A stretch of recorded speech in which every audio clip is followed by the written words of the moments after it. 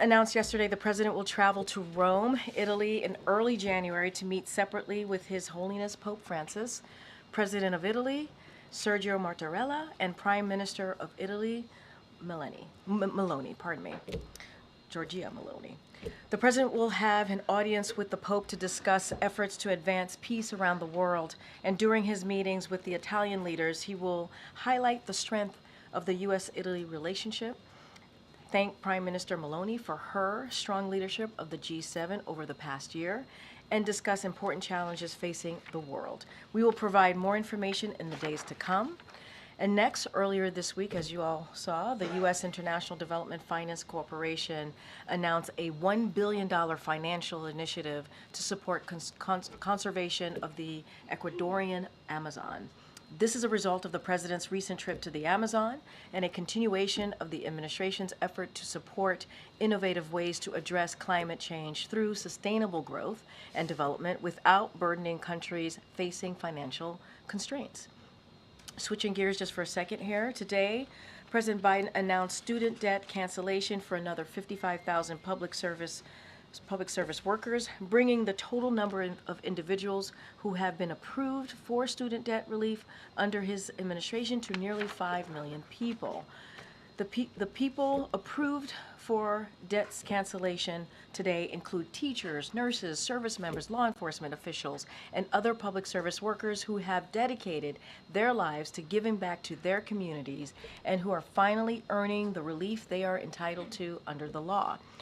Under the Biden-Harris administration, more than 1 million public service workers have received student debt relief, more than all other administrations combined since the Public Service Loan Forgiveness Program was first established by Congress in 2007. And finally, yesterday, U.S. Customs and Border Protection published their November 2024 data, which shows that since President Biden's announced new executive actions to secure the border on June 4th, unlawful border crossing have dropped by more than 60%. That's the lowest levels in 4.5 years. The Biden-Harris administration has implemented an effective and balanced approach to secure our border and make our immigration system more fair and just. With that, Colleen, what you got? Thanks, Karine. So I wondered if the president has spoken to any lawmakers personally about the potential for a shutdown. So let me first say this, and I know you've seen our statements coming from here this week about this particular issue, and we'll just continue to reiterate that Republicans blew up this deal.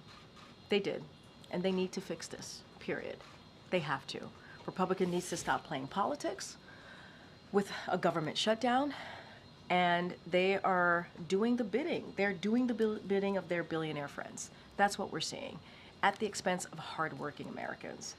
And just to quote you something that we saw today, and I'm sure you all saw from the Punch Bowl News, which is, and I quote, "This has been an absolute disastrous week for the Speaker, the President-elect Donald Trump, and Republicans on Capitol Hill. This is a mess that they created, and they need to fix this." On your question, the President, I can confirm just moments ago, the President was able to connect with Leader Schumer and Leader Jeffries, and also just to add that the president does indeed get regular updates. He has been getting regular updates from his team. His team has been in touch with members, congressional members from both sides of the aisle, and certainly he will continue to stay updated. Has there been any communication between the president or the administration and the incoming administration on this? I think we have to be really clear here, and that is, this is a mess that Speaker Johnson created. It is his mess to fix. There was a deal on the table. They weigh a bipartisan deal. A bipartisan deal. In this day and age, they were able to come up with a bipartisan deal. And, you know, that agreement, the Speaker Johnson needs to stick to. He needs to hold his commitment to that agreement. And so they have to fix this. This is their mess that they created, and they need to fix it. And let's not forget, we're not just, when we talk about keeping the government open, we're talking about providing funds for disaster recovery efforts, lower costs of prescription drugs. That's what we're talking about. And the impact of this would hurt our veterans and would hurt vulnerable Americans across the country. That's what we're talking about. And Republicans need to do their job, and they need to uphold their side of the deal here. Good. Thanks, Karine. Why hasn't President Biden said anything in the public about this? Don't the American people deserve to know why millions of federal workers could enter this holiday period without a paycheck? Well, Americans need to know that Republicans are getting in the way here, and they are the ones who have created this mess. That's the reality. That's the fact. And the president, and let me just take a step back. This is not the first time we've been here, and the president has had this approach before. He understands how Congress works. He's been around for some time. He understands what strategy works here to get this done. So this is not the first time that I'm being asked this question about the president and his outreach. I just mentioned he made 2 calls. He was in touch with the leader, the Democratic leaders on both the House and the Senate, Schumer and Jeffries. So, and his team is continuing to have that conversation. But this is the mess that was created by Speaker Johnson. He needs to fix this. That's what the American people need to be very clear about. Very clear. There was a bipartisan agreement, and he's not holding up his side of the bargain here. We hear that message from you, but why aren't we hearing that directly from the president? Why haven't we seen or heard from President Biden himself? This is a strategy that we have done many times before, not the first time. And this is for Republicans in Congress, in the House specifically, to fix. They created this mess. There was a bipartisan agreement. There was a bipartisan agreement. Come in front of cameras There and speak was a directly to the American bipartisan people. agreement. There was a bipartisan agreement. And so what we want to do and what the president wants to make sure we do is he stands to ready to help get a bipartisan deal through. That's what he wants to see. And, this is something that Republicans should own here. What they tried to jam at the 11th hour doesn't reflect and what that bipartisan deal that they came up with obviously with Democrats. And, Republicans are showing a disregard for the American people. Just lastly, some leading Democrats are calling Elon Musk President Musk or Co-President Musk. What is the White House's and President Biden's reaction to this labeling of Elon Musk, and whether or not House Republicans are listening more to this billionaire than the president-elect? What I can say is congressional Republicans at the direction, and you all know this, you all reported this, of President Trump and Elon Musk are trying to pave the way. What they're doing is trying to pave the way for $5 trillion to our national debt. That's what this decision does. You're talking about with cuts for billionaires, slashing Social Security, slashing Medicare, slashing Head Start. Congressional Republicans did what they did because of what the president-elect said and what Elon Musk said. That's the reality. You guys all reported this. That's why we are where we are today. So this is for Speaker Johnson to fix. This is the mess that he created. He needs to fix this. Again, a bipartisan agreement. There is a bipartisan agreement. Thanks, Karine. Would the president support a 4-bill strategy that we've seen discussed today, which would separate clean CR from a farm bill extension, disaster aid, and debt limit increase? I'm not going to get into hypotheticals. What I can say is there is I'm going to get very repetitive here because it is true and it needs to be said. There is a bipartisan agreement. There's a deal that was agreed upon, and that's what they need to move forward with. And when I mean they, I mean the Republicans in Congress. They need to move forward with that deal. That's what they said, with the deal that was agreed upon. That's what they said they would move forward with. The Speaker said that, and he's not holding up his side of the bargain. He's not. His side of the deal, he is not holding up. And in response to President-elect Trump's statements this morning that this is a Biden problem, but if Republicans can help solve it, they will. I imagine you'll repeat some of what you just said, but in response to that. Congressional Republicans made their decision because of what the president-elect said at their direction, the direction of the president-elect, and the right direction of Elon Musk. There was a bipartisan deal on the table. They were moving forward. The Speaker agreed to do this, to move forward the bipartisan deal. And they stopped that because of what the president-elect said and what Elon Musk said. They wanted to clear a way for their billionaire friends, a tax cut, $5 trillion to the national debt, with tax cuts to billionaires, for billionaires. So that's the reality. You've all reported this. We've seen this. We saw what was being stated, what was being put out there by the president-elect and Elon Musk. There's no hiding from that. That's the reality. And so, you know, we're talking about, this is not politics here. We're talking about the American people who need these programs, who need it. And so, Political Playbook had to say what they had to say about this. Trump picked the fight. He picked the fight, and it was Trump. Well, with him and Elon Musk, who sank the bipartisan deal. That's what you all are reporting. You can't twist the facts or change history here. Okay.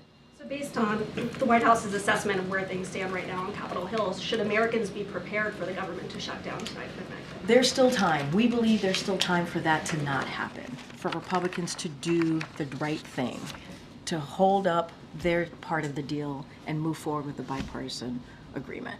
There's still time. And our focus is keeping the government open. That's what we want to see. And we hope Republicans want to do that. Republicans in Congress want to do that as well. And there's still time. And we've talked a little bit here about how the president really has not been a player at all in these negotiations. I know you said he spoke with Schumer and Jeffries today, but what exactly is the strategy behind that? Is there a sense that perhaps having him involved at this moment would do more harm than good? I kind of took this question, I got some formulation of that question moments ago. The president knows how to deal with Congress. He's been around for some time, as you all know. And this is not the first time that we've had this strategy where we have said it is Congress's, one of their number one jobs is to keep the government open. In this particular instance, you saw what Republicans did with Speaker Johnson obviously leading us to this mess, to where we are right now. And they need to fix it, period. It is their mess to fix. It is. There was a deal, a bipartisan deal. There was, just days ago. And they created this mess. Speaker Johnson needs to fix this. Republicans in Congress needs to fix this. It is their mess to fix.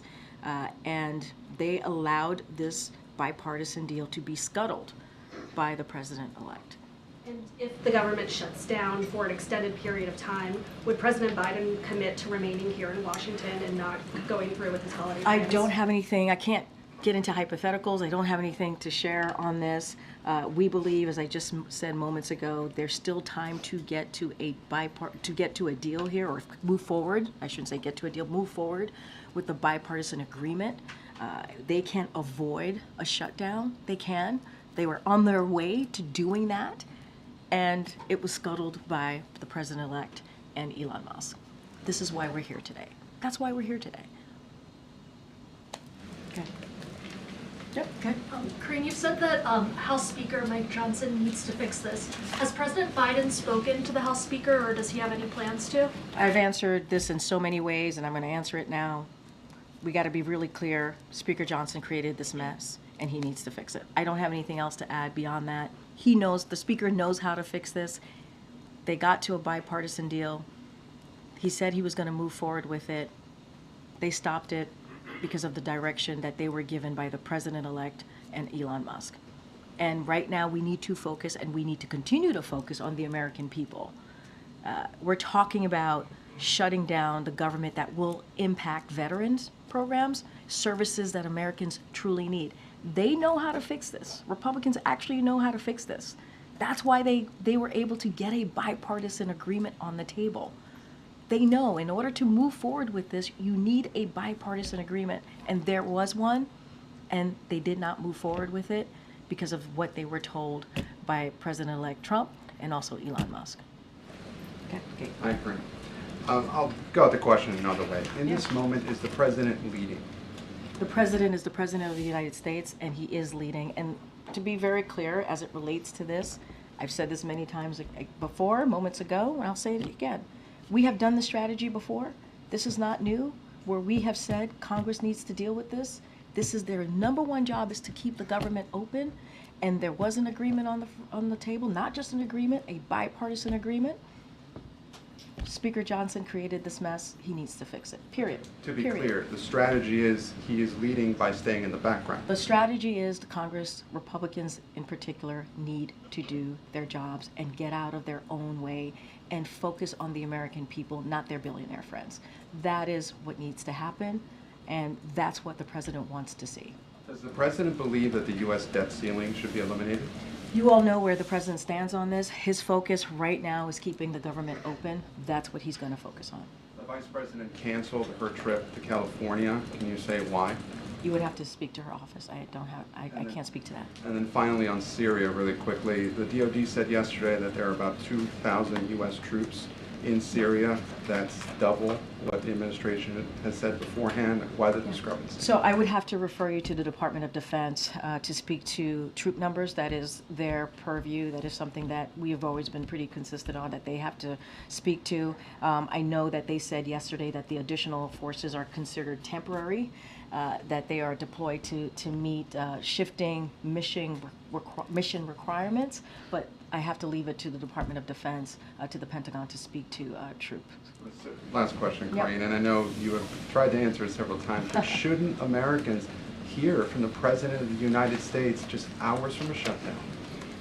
What Americans need to know is that you have Republicans in Congress, in the House, who got in a way, who stopped a bipartisan agreement. They got in the way. They created this mess. And I said this earlier when I said, and you all know this, or you report this, it is not easy to get to a bipartisan agreement here in this town. And there was one. Both sides sat down, they came to an agreement, which is a good thing for the American people. We thought we were moving in that direction, and Republicans decided to instead listen and give space to their billionaire friends and not put the American people first. That's what is happening. That's what we're seeing. Go ahead, Michael. Thanks, Karine. Just wondering if you could give us an update on Nippon Steel's pending purchase of U.S. Steel. Excuse me, the panel that is reviewing that transaction is expected to issue its recommendation soon, so I'm just wondering if you have any update on the timing.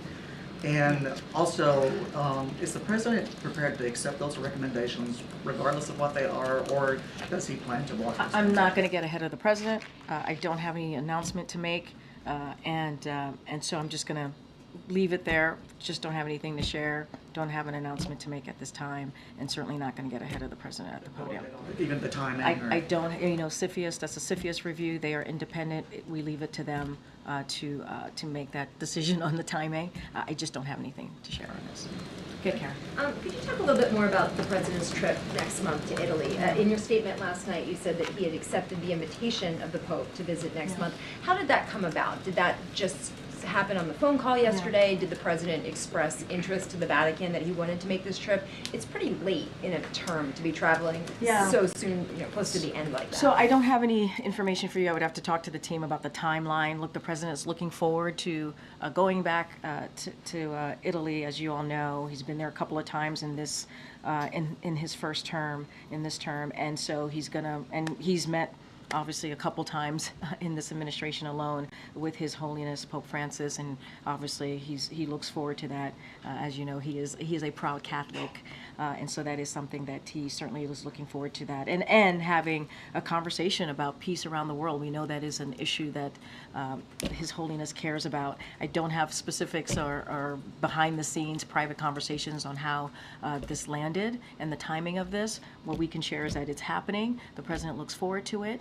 And we certainly will have more to share as we get closer, like we normally do when an ACONUS trip happens. Should we expect domestic travel for the president in January? Is he going to be out there doing any farewell speeches on policy issues in other parts of the country? So I would say stay tuned. We'll certainly have more to share about what January will look like for the president. Don't have anything specifically to announce right now. I'm going to try to ask this a different way. Yeah. The president is You're gonna get the still in same answer. office. I'm just going to try. He's still in office for Feel free. a month. The American people really haven't heard from him on whether or not the government is going to shut down. Wouldn't the message hit differently if the president were out there countering the message that we're hearing from the president-elect and Elon Musk? Why isn't he speaking on this? Republicans are breaking their word. They are breaking their word to support a bipartisan agreement. We would not be in this position if Republicans in the House did not break their word. That's where we are. And we're talking about what the agreement, when you think about what the agreement would do, it would lower prescription drugs costs and make it harder to offshore jobs to China. We're talking about veterans who need these services. And instead, what they want to do is they put forth a bill that would pave the way for tax break for billionaires. That's what they did. Instead of going with a bipartisan agreement, they put forth something that would pave the way for their billionaire friends. That's not about the American people. That is just not about the American people. And we have been here before when we're trying to make sure that there's not a government shutdown. The president has had the same, kind of the same strategy. He knows how to work with Congress. And so in this instance, the Republicans blew this deal up. They did. They blew it up, and they need to fix it. This is not for the president to fix. This is not for us to fix. This is for Republicans in Congress to fix the mess that they created. But has he expressed any thoughts or feelings on the president-elect and Elon Musk? You're talking about this hearing process? what I'm saying, right? I speak for the President of the United States. So when I speak for the President of the United States, I am speaking directly for him. So you are hearing where he feels about this, what his thoughts are about this, and we believe, and the American people should know this, that Republicans need to fix the mess that they caused. The Speaker knows how to get this right. To get this right is to move forward with a bipartisan agreement, the bipartisan agreement that they had come to not too long ago. We thought we were going to move forward with that agreement, and they blew it up. They blew it up. You good? Okay. Thanks, Karine. Has the government started informing employees who might be furloughed? Yeah. Those specific folks, especially headed into the holiday season, are they being informed that they might not get their paycheck? So, look, we believe that there's still time for Congress to prevent a partial shutdown. We believe that. But in the interest of prudent planning, we want to be prudent here. Agencies did start notifying their employees of their potential furlough today at noon. And so on that specific, as it relates to furloughs, I would certainly refer you to OMB on those specifics. And given the high stakes of this shutdown, again, during the holiday season, Yeah. affecting people like veterans, police officers, Exactly. et cetera, will the president speak to the American people if there is a shutdown so that they can hear from him directly? I am not going to get into hypotheticals because we believe, as I just at the beginning of answering your last questions, that there's still time to prevent a partial shutdown. We believe that Congress, Republicans in Congress, could get to a place where they prevent this. When is the next time that people will hear from the president? I'm not going to get into hypotheticals. It is very easy. I hear your question, but it's very easy to fix this. The mess that Republicans created, it is very easy for them to fix this. Bipartisan deal agreement. Move forward. Keep your word, Republicans in Congress. Keep your word.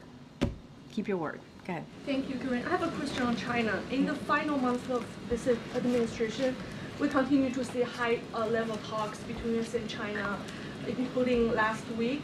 Is President Biden making his final effort to strengthen US-China relationship ahead of Trump administration? And are you concerned those mechanisms you've established with China might be abandoned next year? Thank you. So, and I'm just going to repeat what the president has said, what the National Security Advisor, Jake Sullivan, have said from this podium about the relationship, the U.S. relationship with China. And what the president remains doing is, and is incredibly focused on, is managing the most consequential relationship. You've heard both of them say that. It is the most consequential relationship. And it is because of the work of this administration that we are handing off the U.S.-China relationship in a stronger competitive position. Remember, in the beginning of this administration, we would talk about how it is about competition. That's how we wanted to kind of see that relationship as well, about competition. So that's what the president and this administration is leaving the incoming relationship. Under President Biden, we have made America stronger and positioned us to outcompete China through significant investments in the United States, develop closer relationship with our allies and partners in the Indo-Pacific, increase our deterrent capabilities, and diminish China's ability to exploit our most sensitive technologies. At the same time, we are carefully managing, and we have carefully managed this relationship through skilled diplomacy to prevent competition from varying into conflict. Remember, that's what we want. We want competition, not conflict. So we're going to continue to manage this relationship. I'm not going to get into hypotheticals of what the next administration may or may not do, but what I can lay out, as I just did, is how the president has focused on this consequential relationship with China, the U.S.-China relationship. Okay. Thank you. Just following up on Karine's question on the trip to Italy and what would be the second meeting with the Pope. We all know that for the president, his face is very important, but this isn't a trip he's taking as a private citizen. This is a trip he's taking as head of state. So what's the broader message here? Why this choice for what might be his final international trip? So look, we're going to have more information as we normally do. We do background calls, press calls with all of you as we head into an ACONUS. We're going to do the same. Nothing has changed. And we will lay out the goals, the reasons, what we expect to get out of this trip. But I tried to give you a little bit of what the president, the logistics and who the president's going to meet, and the discussions that he's hoping to have. Let's not forget, the prime minister she's the leader of the G7 right now, right, and has shown strong leadership. So that's important too, to have for him to have continue that diplomatic conversations with her as well. And so certainly we will have more to share as we get closer to the travel. Thanks, Karine. There are some Republican lawmakers who are actually advocating for a government shutdown. One example is Marjorie Taylor Greene from Georgia. She says shut it down. Can you explain the repercussions of what a partial government shutdown would be for specific groups, for seniors, for veterans, for those that depend on government services? Can you explain what this possibility would mean for those individuals? And it is sad that I have to explain that, really. They are congressional members. One of their duties is to keep the government open because, as you just stated, we're talking about veterans. We're talking about vulnerable Americans who need services that the federal government provides in order just to make it through the day. And it is sad that what we're seeing from Republicans is picking their billionaire friends. That's what they're doing. Not the American people, not our veterans. And we're talking about basic services that are needed. OMB certainly could dive in and lay out the different programs that will be impacted, that will impact Americans if this indeed happens. But John, we can avoid this. They can avoid this. This does not have to end this way. We do not have to end with a government shutdown, and really put a negative impact on American families, a negative impact on our veterans. This could be avoided. Republicans in Congress don't have to go this route. They don't. There was a whole different route that they were going, which would have actually been done in a bipartisan way. We believe, this president believes, that it is important as we move policies, as we move forward on behalf of the American people, we do it in a bipartisan way. And they had that deal. Do you happen to know if there would be a delay of any kind for Social Security recipients from receiving their checks or members of the military from receiving their pay? You're laying out everything that we're concerned about. Those are the things that we are concerned about. Yes, those are concerns. But there's a way out of this. There is. Republicans need to fix this. They need to fix this mess that they created. It's very easy to do. You do an excellent job advocating on behalf of the president, but do you think the president would do a better job if he was out there making those same ideas Yeah. present to the public in terms of what a shutdown would mean for all of those vulnerable Americans. What I will say is Republicans need to do their job. I would not be fielding these questions from you all if Republicans didn't lead us here. They did. They created this mess. The only reason we're having this back and forth is because the Republicans created this mess in Congress, in the House specifically. They created this mess. And they can fix it. They were on their way to fixing this with this bipartisan agreement. So I think the onus is on them to get this right. Okay. Does the administration have any updates on the whereabouts of Austin Tice compared to last week? Yeah, don't have any updates to share. Obviously, it is a priority for this president to get Austin home. That is something that certainly we want to see.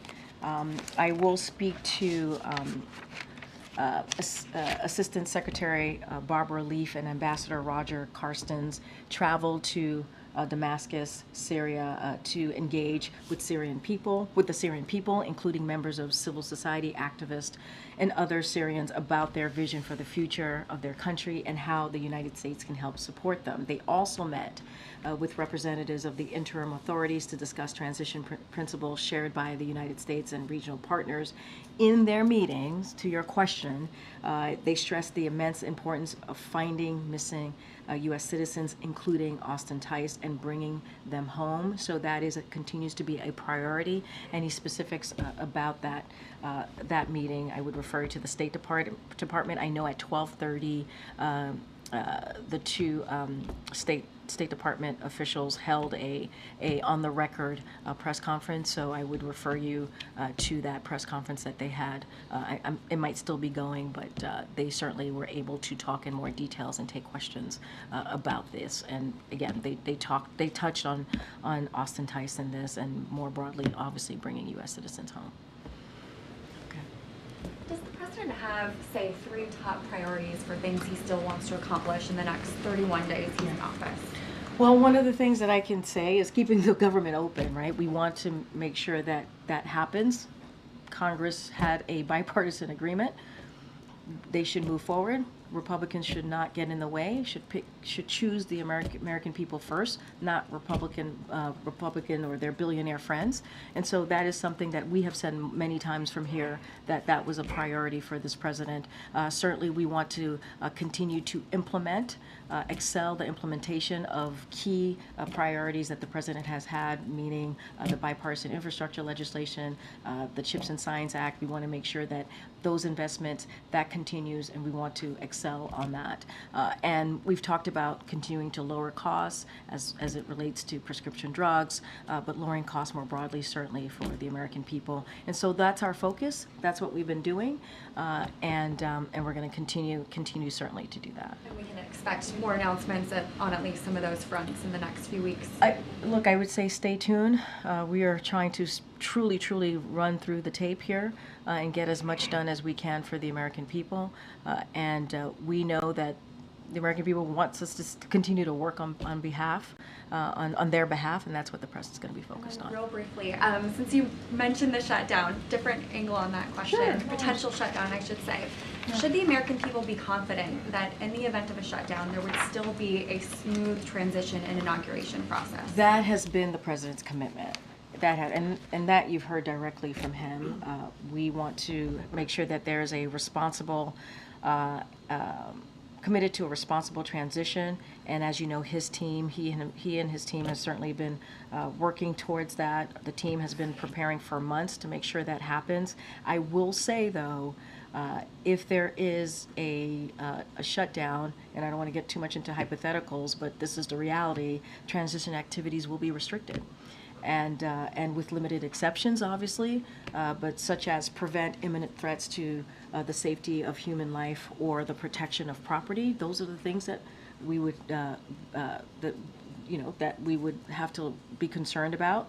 And so we're doing everything to ensure a smooth transition, but the choice to allow a transition to move forward is in the hands of Republicans in Congress. You know, we can continue to have this smooth transition of power if they stop threatening a shutdown. You know, they have an opportunity, Republicans in Congress have an opportunity to keep the government open so that we can continue what the president's commitment has been for months now, is to make sure that there's a smooth transition of power. Just two clarifications. I guess the first one, is this trip to Rome the last foreign trip that the president will take? What I can say is the president's going to Italy and is going to go on a CONUS trip in January. I'm always very careful.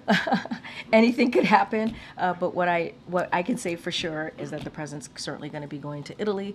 We announced that. We'll have more to share. I don't have anything else to share. And then secondly, related to the CR, given what you said about the president's views on debt limit increases or eliminating the debt limit, does that mean that that would be something that would be vetoed by the president if it reached his desk? I'm not going to get into hypothetical. I'm just not. I think what is important here is there is a path forward. There has been a path forward. There is a bipartisan agreement that Republicans tanked because of what they were directed to do by Elon Musk and President-elect Trump.